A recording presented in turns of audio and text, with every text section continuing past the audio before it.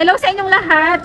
Sa video na to ay meron akong bad news at sana tulungan nyo ako ma-share ito sa ating mga kababayan para wala na munang mag-apply. Bali ang bad news na to ay stop hiring muna sina Madam Chrissy at Madam Regina bound to Poland from Pilipinas kasi nga mahirap kumuha ng slot or visa schedule para makapag-visa appearance. Sa sobrang dami siguro ng applicant kasi may mga agency, may mga agent, kaya sobrang dami ng applicant. Madami ng applicant si Madam Christy na hindi pa nakakapag-visa. Kaya ang suggested ay patapusin muna or mabawasan yung kanilang mga aplikante na makapag-visa muna sila bago tumanggap. Mahirap nga naman yung tanggap ng tanggap tapos ay hindi naman hindi nagagawa ng paraan para makapag-visa. Kawawa din naman at syempre masisira din ang kanilang pangalan. Kaya isang hiring muna sila. Kapag okay na ang lahat ay sasabihin namin sa inyo na pwede na kayong mag-apply.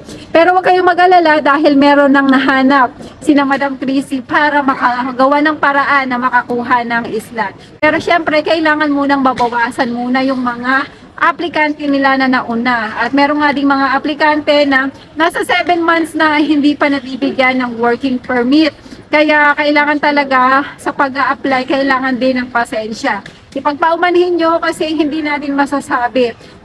Minsan, mga sinasabi ng mga consultancy o agency na ganun kabilis, kaya lang nagkakaroon ng problema. Pero sana magkaroon kayo ng pasensya kasi hindi naman lahat talaga nang nangyari doon sa isang tao ay mangyayari din sa iyo. Na kung halimbawa mabilis sila, ay hindi rin may possible din na ikaw naman ay matatagalan. Swerte-swertihan din kasi talaga yan.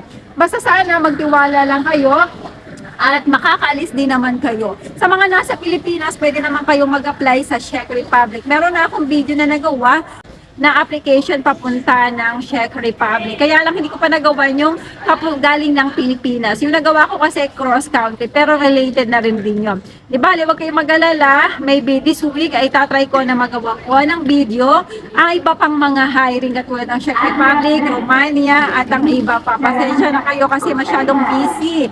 Dahil sa mga hindi pa nakakalam, agent kasi ako ng Real Properties at may mga time na nagmi-meeting kami kaya ako'y busy talaga. Ayan, sana ay makarating sa inyong lahat na wag muna kayong mag-a-apply papunta ng Poland sa mga nasa Pilipinas. Pero kung halimbawa, meron kayong ibang a-applyan na alam nyo na may makukuha na sila ng slot or schedule ng visa at legit naman yan, pwede kayo mag-apply sa kanila. Pero kay Madam Chrissy at kay Madam Regina, stop muna sila. Kasi nga, tatapusin muna yung mga naunang aplikante at pag medyo maluwag-luwag na, marami na ang nakapag-visa, ay saka ulit sila tatanggap. Ayan, maraming salamat sa inyo. At sana ay ma-share natin ang video na to para naman sa mga ibang makakapanood ng video kung nauna ay hindi na sila makapag-apply. Di ba? Hindi naman sila tatanggapin. Ayan, maraming salamat sa inyong lahat at sana ay makatulong ang video ito.